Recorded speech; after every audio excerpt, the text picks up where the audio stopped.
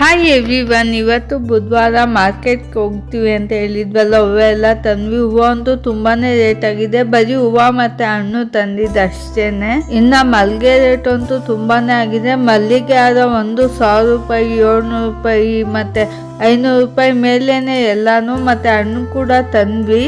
ಇನ್ನು ಹಬ್ಬಕ್ಕೆ 1/4 kg ಹಾಕೊಳ್ಳೋಣ ಅಂತ ತೆಗೆದುಕೊಂಡು ಹೊರಗಡೆ ಸ್ವಲ್ಪ ಬ್ಲ್ಯಾಕ್ ಆಗಿದೆ.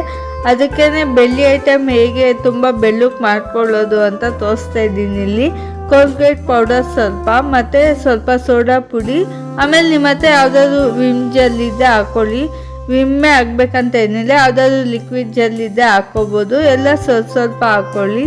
ಹಾಕೊಂಡು ನಿಮ್ಮ ಹತ್ರ ಯಾವ್ದು ಬೆಳ್ಳಿ ಐಟಮ್ ಇದೆ ಅದನ್ನ ಹಾಕ್ಬಿಟ್ಟು ತುಂಬ ಬಿಸಿನೀರು ಹಾಕೊಳ್ಳಿ. ಕುದಿಬೇಕು ನೀರು, ಅಷ್ಟು ಬಿಸಿ ಇರಬೇಕು.